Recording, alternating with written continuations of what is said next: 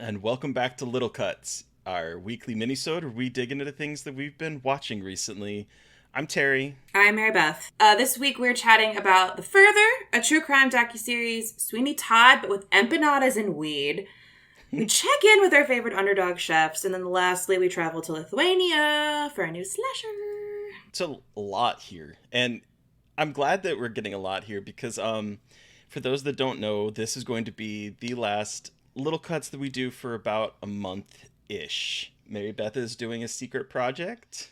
Yeah, I can't say much, but I am doing a project, and I will be in the middle of nowhere for 3.5 weeks, so I will not be able to record, so we're going to be in a brief Little Cuts hiatus. We'll still have full episodes, and as patrons know, we have paused Patreon for the month just because it's just not going to be possible to record. Right. And also my schedule got moved up much, everything's happening much quicker than I thought. So we thought we had almost the entire month to prep in advance, and no. So we're just being flexible, and we're adapting. Loosey-goosey, flexible really is giving me an exercise in learning spontaneity and not having to have every single moment of my life planned out, because that's not possible with what I'm doing. And probably some patience. Yeah. Well, that I have, weirdly enough. Shocking, I know, but professionally I have more patience than it might seem on the podcast. But anyway, so I think you're a patient person. I try to be. But yeah, so Little Cuts will be gone. So yeah. But we promise it'll come back. It will. It's coming back when I'm back. It's just, yep. I don't have a lot of time to record whilst I'm away. Or watch anything, to be real, honestly. I would probably be so boring if, again, I would be boring. Because I'm not going to have a lot of time to watch my own shit. Oh, shit! Cool! Thank you so much. Whoa. That's weird in a good way. I'm sorry. I'm really bad at taking compliments and, being perceived on the internet. So yeah, it's bad. For our listeners, Glaive is in our comments and says that they've been a fan of MB since they used her MFA essay as a source for a research paper a few years ago. And that's fucking cool. My MFA piece I wrote for, I think, Bright Wall Dark Room. Oof, that was a rough one. Yeah, MFA is very good. I need to watch MFA. I've never seen it. You have to. And hard to watch, but it's real good. What if we did a series on rape revenge? I mean, I will gladly guide you through. I don't think I could do a long series, to be perfectly frank. Yeah, no, that's fair. But I would source the good ones, though. The ones that aren't horrendous to watch and aren't just a slog to get through. They're still emotionally exhausting. It's not going to be easy. Anyway, we can check it. But just an idea. And I even have some rape revenge movies that involve men that are victims of sexual assault, which is very, very hard to find. So, all right. Enough about this. Let's talk about what we've seen this week. Let's talk about The Further. I'm very excited to hear about this one because I haven't seen it yet. So I have the great pleasure in sharing that Insidious 5, The Red Door, is actually pretty good. Good.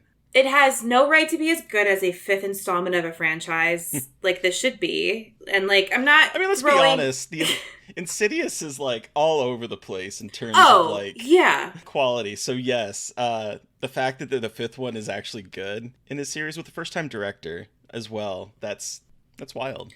It's wild. So Daddy Patrick Wilson, who is also the star, Alexa played Daddy as fuck by Slater. Yes, Tony, that is correct. Patrick Wilson, who has been the star of the Insidious franchise, as well as the Conjuring franchise, he's directing this one. And so this one comes back to the Lambert family. So the first two films are about the Lamberts, who are haunted by, they realize that the men can astral project and all this crazy shit. 3 and 4 were prequels that were kind of about Lynn Shay's character, Elise. And now 5, we are back with the Lamberts 10 years after what happened in the first two.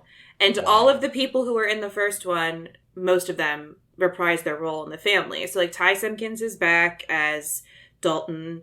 And then the two other kids are back too. And so also Rose Byrne is actually in it for a decent chunk of time. And obviously Patrick Wilson. And so here, Dalton, it's been 10 years. They don't remember what happened after the second one. But now that Dalton is away at school and he's on his own, he is starting to have nightmares of a red door.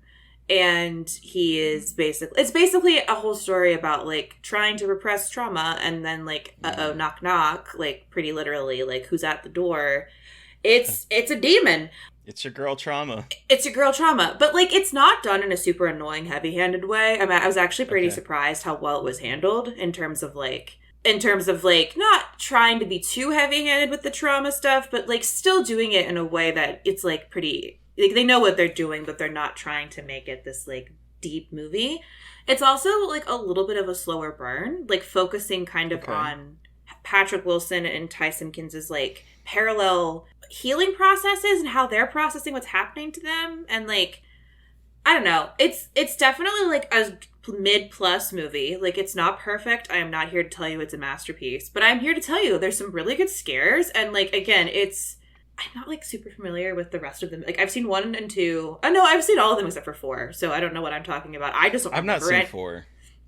I haven't seen 4. 3 had some good scares, but, like, it's iffy. But this one, I don't know. This whole returning back to the Lamberts, I think it was really well done for what it is. The CAT scan thing and the ad, Tony, that scare is incredible. I also haven't watched any of the ad. I know I work in horror, but I try so hard not to watch the trailers even when I post them because, like, trailers give so much away, and I just, like, and I have this problem. I don't know if it's a problem, but this habit where, like, I will lock on to parts of the trailer and find them in the movie, and then so I can, like, time mark where things are and, like, what things are happening. And so I do the same thing. It's just, like, it's not a bad thing. It's just, like, it's not my favorite. I don't really, like, it feels like I'm trying to seek something out to match in an ad rather than, like, watching the movie. So, yeah. I feel I'm not present in the movie when I'm looking for, like, those ad things. Yeah. Well, it makes me feel better that I'm not the only person that does that. No, you're not. I'm exactly the same way. It's a weird OCD thing, but yeah. No, I mean, it might be. I don't know, but I do the same thing, which is why I stayed away from the Cobweb trailer and. I haven't watched the movie yet. Yeah. But I'm really glad that I didn't watch the trailer before I watched the movie. We can't talk about it. Sorry. And you're not going to hear us talk about it on Little Cuts. But yeah, I'm the same way. The more I go to see movies, the less I want to know about it, it seems like. Because I will do that. I did the same thing with Evil Dead Rise, to be perfectly honest. Yeah. And, like, this is, like, not a new take, and everyone says it. I just, like... Trailers have too much a lot of the time. They do. They just spoil too much, and I think it's just, like, it's not. I don't need to know at this point. For every Barbarian trailer, there are too many that spoil everything. And, like, I already have so many thoughts about Insidious. I don't need a trailer to, like, further try to sway me one way or another. And again, like, they're trying to market to a wider audience here. Like, it's not me, obviously. Mm-hmm. Like, I know that I am not a monolith and / don't represent other people's marketing stuff. But, like, yeah, I try. I've just started to try to avoid them at all costs. I'm glad it's good, though. Yeah, it's out this weekend. So if you want to go see it, it's gonna be fun to see. It's either going to be really fun to see in a theater, or people are just going to be really loud. So, like, it's definitely going to be a movie that's going to get people, like, yelling and stuff. And so if you don't want that experience, don't see it this weekend. But if you're cool with that kind of, like, communal... Some people hate that shit, and, like, whatever. Mm-hmm. But just so you know, this is a movie that's, like, going to have people, like, hooting and hollering in their seats. I'm excited because the entire cast is back. Like, that... I know love that we could have a movie 10 years later that is having the original cast. It's neat. That's really cool. Yeah. And again, Ty Simpkins, not a bad actor. Good for him. Good for him. Good. So we're going to, like, go right from the further back to reality here with a true crime docuseries. Tell me everything. Yeah, so I have a weird relationship with true crime. I do feel like it sometimes not necessarily glamorizes, but hypes up maybe the more lascivious aspects of it. Oh, yeah. And so it makes me uncomfortable sometimes when I watch it because I think, these are real people and we're watching it almost as entertainment. So I was a little hesitant about this, but I'm covering this new series that's premiering on HBO Max, whatever the fuck you want to call it. It's going to be HBO Max for me, probably for the rest of my life. Who knows? But it's a new series. It's premiering this coming Sunday, and it's going to be a 4-part series. It's called Last Call: When a Serial Killer Stalked Queer New York. And It is Oh, about, okay. yeah, so it's set as sort of like the AIDS crisis is intensifying in the early 90s. It's set in New York where cops have found parts of a body that had been strewn across the New Jersey Turnpike in bags. And a maintenance worker ends up finding the head of a victim in a bag that rips when he's trying to get it out of a truck. And so, Ah, fuck that. yeah. And so then it kind of follows that initial murder, and then come to find out that a year earlier there was another closeted gay man that was killed outside of from after going to this bar called the Townhouse in New York, which was catering mostly to upper class closeted businessmen, basically. And they find out that another person was killed, his body parts strewn across the New Jersey Turnpike. I think that's where that was. I'm not 100% sure about that last part, but it was striking very similar notes. And so I've only seen the first episode right now, but this first episode takes that kind of horrifying case and uses it to sort of explore what it was like to be queer in New York in that time frame. So they have interviews with Oh. the police that were working the case, which a lot of the queer people still distrust to this day. And it kind of explores this sort of institutional disinformation, misinformation, willful ignorance, whatever you want to call it, from the police, as well as this anti-violence advocacy group called AVP, Anti-Violence Mm. Program, I think, that was a queer-funded program that I didn't even know about, that ran in New York. And they even had like a local television show that was like Gay Hour, and it was like gay news, and they would cover hate crimes. They would cover things to tell people, the queer people, about that were affecting this time. And so it sort of is using these two people initially. I think there's going to be more, as sort of a framing device to sort of explore the sort of homophobia that we would see in the 90s, as well as focusing on the people that were trying to do something good for queer people who were also queer, as well as sort of exploring the love lives of the people. Like, we get to see the daughter who found out posthumously that her dad was queer, as well as the other man, his kind of lover, that a relationship kind of unfolded over the course of decades. And so they have all these really interesting interviews. So Tony asked if the first episode reveal who the killer is. No, they didn't. And I don't really know anything about it. I'm trying to go in sort of cold on this.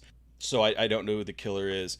But the first episode did what I want to see from true crime. It used this as sort of like a way to explore institutional biases against queer people and how isolated and alone queer people are. And I think it's an important part of queer history to look back at what has happened before and to see how tenuous our rights are, because there's a lot of things that this series talks about that I think still finds relevance, unfortunately, to today.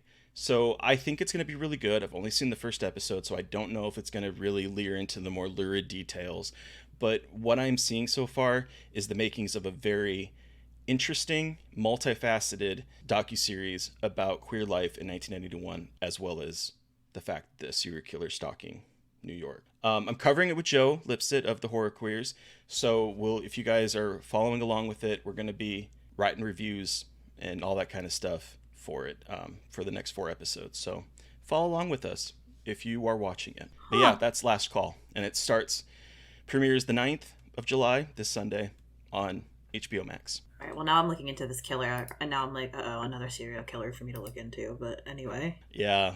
The book is supposed to be really good, too. The book was supposed to be, like, it's a book? apparently, the book, it was like, I'm looking at it, the book was kind of praised for how it shifted looking at the victims and not the killer. Okay. And so I'm assuming the documentary is going to follow that. I think it's going to be less about sensationalizing him and more talking about, like, the queer community in New York, which is good. I mean, like, it doesn't need to be I think that, yeah. Because like what I really liked and what really kind of broke my heart is this sort of like this older man that they're interviewing who had hooked up with one of the victims and had been friends with him, and then that kind of blossomed to a relationship while they were both kind of on the down low, and just sort of like seeing him talk about this person was like, whew, it got me emotional just because like you Yeah. see like how much they had to hide who they were in this time in particular, and Well, it and hits hard, it's like particularly so watching it well, I watched it the day after the SCOTUS announcement. Oh, cool. So Yeah, like awesome.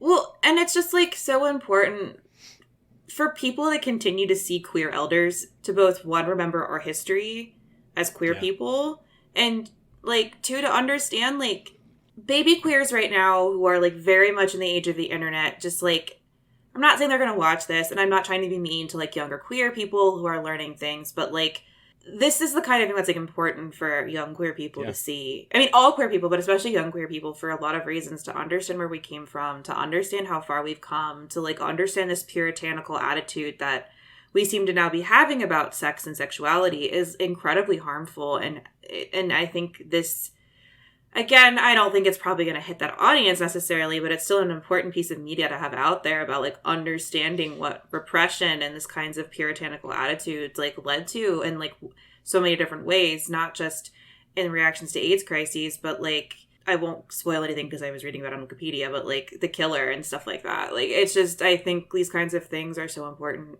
And also understanding queer, like there's been queer love for so long. Like this is not a new thing. Yeah.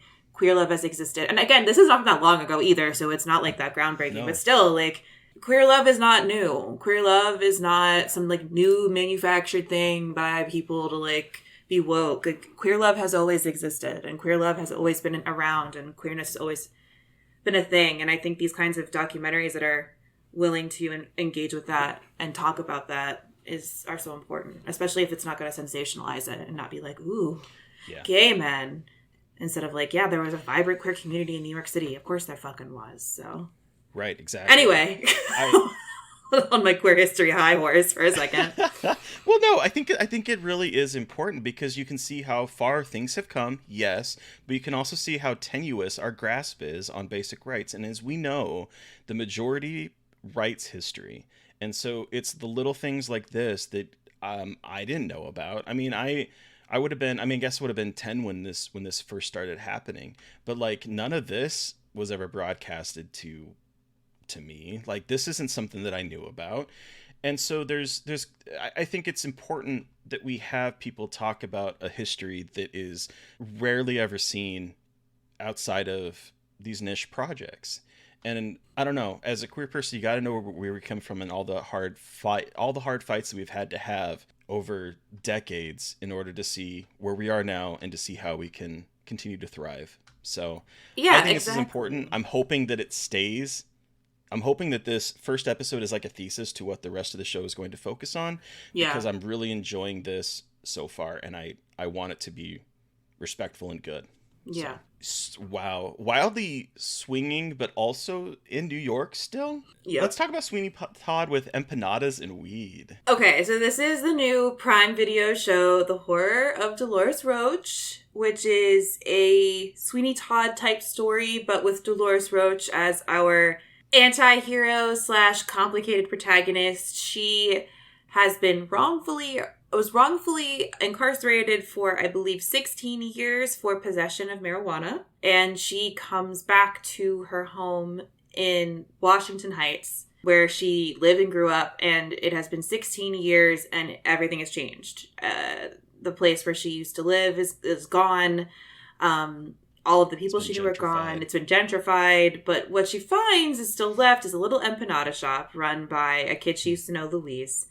And he says, I will give you a place to stay for as long as you need it, and I'll give you as much weed as you want, and you can eat empanadas, and you have a place to stay. And she, reveals that her roommate, her cellmate in prison, Tabitha, taught her how to be a massage therapist, so she's a massage therapist and starts making money that way. And then, as you do, cannibalism somehow gets involved in terms of accidental deaths and cutting up people to put in empanadas. And hilarity ensues in a funny but dark as shit stoner comedy / cannibal horror movie that's almost exclusively Black and brown actors. Justina Machado is the lead. She plays Dolores Roach, and she's fucking incredible. And, she is, not like she's like, it's not older, it's not the right word, but she is like not a young Latina woman who is bisexual and is a chaotic kind of a bitch but means well, and she's a stoner, and it's really good writing. It's ridiculous, but like, of course, Sweeney Todd is ridiculous. Like, if you're going into this expecting like anything kind of realistic, like you don't have the right attitude for the show.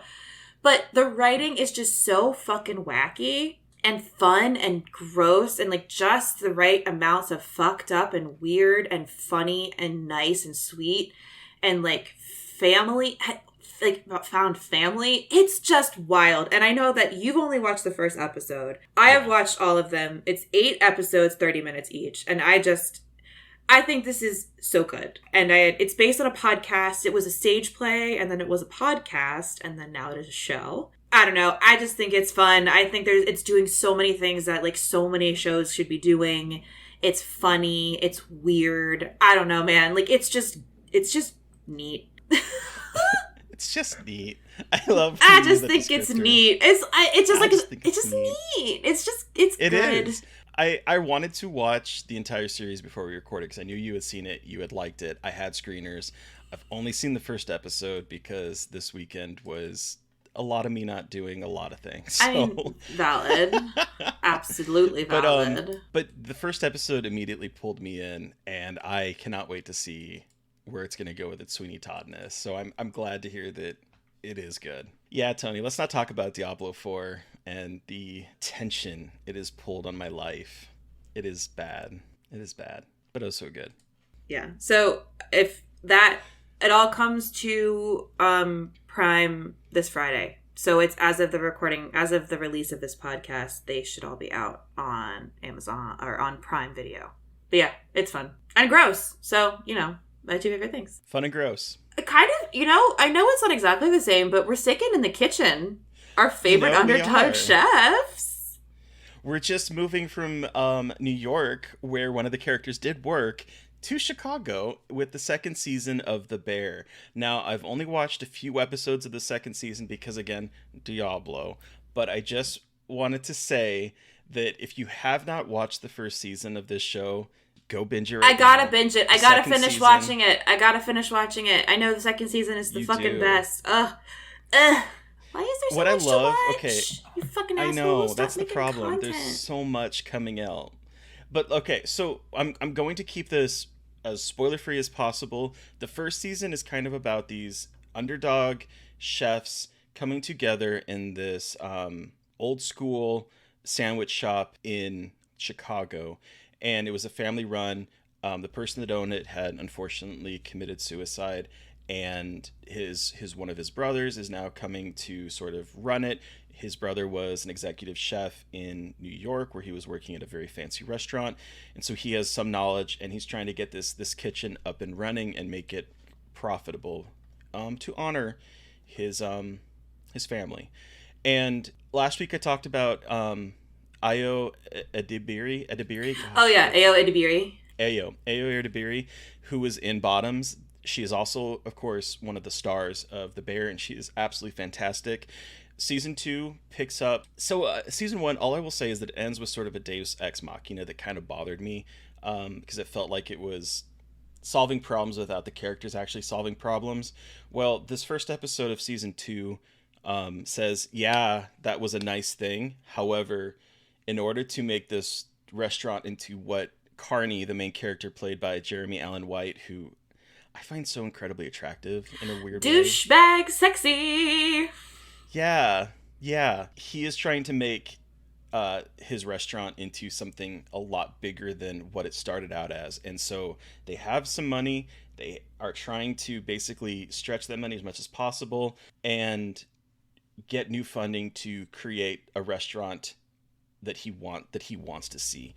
And so I've only seen a few of the first episodes, but it felt like, when you go back to characters that you love and it just feels like you're coming into home, and it's just sort of like, oh, I miss this. That is how I feel about the show. I could have easily have binged it this weekend because that first episode grabbed me, but I'm trying really hard to like savor each episode because they're only 30 minutes long. There's only 10 of them. I know if it gets renewed, it's going to be another year before I get to watch them. So I'm trying to like pull out as much joy as possible from this. And I have to say, if people thought the first season wasn't funny, I thought it was very funny in a very cringe humor, dark humor sort of way. This season is really kind of embracing the funny, I think, because we have characters established and the writers are more confident in what they want to build. Like, we're seeing a lot more fun things start to happen and more character interactions that I really like. So I can't wait to see where the season's going to go. No spoilers. I love this. I love them. And it's The Bear. All 18 episodes from season 1 and 2 are streaming on Hulu right now. So if you're looking for a binge, they're 30-minute episodes. They go quick. Episode 7 of season 1 remains probably the best 30 minutes of television. I think it's actually 24 minutes of television that I've seen. I think it is so good. It is one long take in a kitchen where shit is hitting the fan, and it is really good. And I cannot wait to see if they do something similar in season 2. But yeah, that's The Bear. I love it. Go watch it now. Okay. Yeah, I'm probably gonna do that after this. Because you watched a few episodes with your parents, I right? did. It's just like... Your mom's a chef. Because my parents are chefs, and they love The Bear. Like, they love The Bear because it's just, like... It's funny watching with them because they're like, oh, yeah, that's, like... They just, like, point out the things that, like, are real / make sense. Like, or they get, like, stuff they kind of understand in the kitchen because they both also come from, like, more fine dining and also, like, shitty kitchens. So they have that experience and, like... Yeah. Understand that world in a really interesting way. So it's cool to watch it with them and get their perspective on it. But they've watched all of season 2, I think, already, and they love it. So that's so cool. Yes. You know, a movie that I really want to watch because someone told me after I watched that episode 7 and I loved it, someone told me to watch The Boiling Point, which I guess is a whole movie done in one take in a kitchen on one night of like the kitchen, like probably going to hell in a handbasket too. How have I not? I agree, Tony. One take movies are so rad. I find them very fascinating. Oh, I've heard of this. Okay. That sounds like I would shit my pants. To watch. 6 takes total. Wow. Yeah, that movie fucked my ass up, by the way, Tony. Kidnapped is fucked up. It's so good, but it's fucked up. It's like our extreme horror vibe bullshit. You know what I mean? Like, it's that. All right, so I don't really know how to segue into this one, but yeah, there's no good way. We're traveling to Lithuania for a new slasher, which... I love me some slashers. So this is the new Screambox slasher called We Might Hurt Each Other, also known as Pensive, but the English title is We Might Hurt Each Other. This was one of the last things I watched, Chattanooga, that I really loved. Basically follows a group of high school students who have just graduated from high school, and they're going on a trip. And it's like their entire class. And their entire class goes on the trip to this, like, remote location. There's these weird, like, folk dolls around. They all get fucked up, start fucking with the dolls, being disrespectful, being little shits. And then a slasher villain comes along and just starts fucking wrecking kids. And, like, when I tell you, it was like 50-ish kids, and, like, they're getting fucking destroyed. And that is... It takes a little bit to kind of build up. At first, it's like a little bit like I was a little bit like, all right, I get it. Like, this guy sucks. Like, we're getting up. Like, it's like the character development parts that like can be a little bit slow, but once it hits the violence, it's just like, holy shit. The kills are gnarly. It's a mean ass movie. Like, it's quite good. It is quite good, and it has a Fuck Them Kids the movie. It is, and it's very much like a It's like a folk horror slasher, which is like super cool. And I wish there was more folk horror in it, but I really liked seeing this take like from it's Lithuania's first slasher, not shocking. And so it's really quite good and fucked up and weird, and it looks really good. And it's coming to Screambox this month, so if you have Screambox or like you want to do a trial, it'll be there. And I really enjoyed it. I was quite impressed. And I've been hearing about it at festivals and stuff, and so I was excited to check it out. And it's pretty gnarly. So yeah, that is We Might Hurt Each Other. I keep forgetting. That's exciting. There's so many titles that are coming out that are like what? Can we go back to the Outwaters and Skinamarink, like one-word titles that aren't like a goddamn sentence where I'm like, I don't remember the order of the words. There's too many prepositions and conjunctions and shit to remember. I feel like particularly young adult novels and movies right now are taking like a cue from the early emo bands with like song titles that were like a paragraph long. I just feel like the titles are just getting ridiculous. Yep. So that is that movie. And again, that's coming to Screambox this month. So it's one of those Chattanooga movies I actually know when and where you will be able to see it. Also, real quick, how are you enjoying Final Fantasy 16? Because that is all my husband has been playing for a couple of weeks. I'm not as far in it as I wanted to be. I had planned to play a lot of it this weekend, and that kind of fell through. But I am about, I think, halfway through the game, and I love it. I love it so much. It's not so much an RPG anymore as it is sort of like, I don't know, it reminds me, like, people are talking about how it's obviously pulled from Game of Thrones, and I guess I can see that. I don't think it's Game of Thrones-ish. But like about it is it reminds me a little bit of another Square Enix game that they made called Nier Automata. Oh, yeah. It reminds me of sort of like a little bit of that in terms of like the way the world is presented. But I don't know. It's very interesting. The men in it are so incredibly hot. Daddy. I know. Every time I walk by, I'm like, who are these hot men? Just like on my television screen. Well, and Sid, who is a hot daddy for sure in this, is voiced by Ralph Ineson. Is that his name? Oh yeah, because I was like, I'm From sorry, The is that Witch? Ralph Ineson's voice like coming out of my television in a Final Fantasy game? Which is ironic because he also plays a character in Diablo 4, and both games were released within like a month of each other, and so I'm getting his dulcet tones in Diablo 4, and then I go play Final Fantasy, and I'm hearing his dulcet tones again, and I'm like, ugh, just talk to me. On that daddy note, who are we talking to on Monday? Okay, so on Monday we are talking with Nick Kozakis, who he's a music video director and a horror movie director. You know his music video if you've listened to Tones and I's Dance Monkey. He did the music video for that and a number of other Tones and I music videos, as well as some horror shorts. And his latest film is called Godless, The Eastfield Exorcism, which Mary Beth talked about and said something to the effect of your stomach in your asshole while watching it. That sounds like something I'd say. To paraphrase it. Sounds like about something correct. Around that. Give or take a couple syllables. I think that probably is about it. Yeah, and so we talk about that, and then he brought with him Audition. Kitty, kitty, kitty. We got to talk about Audition. Yes, we sure fucking did.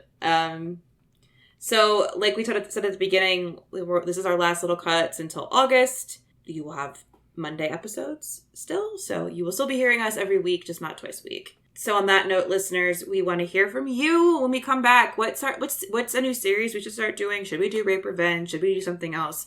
You can let us know by sending us an email at scarredforlifepodcast@gmail.com, or you can reach out to us directly on Twitter. I am at MB McAndrews. And I'm McGailey Dreadful.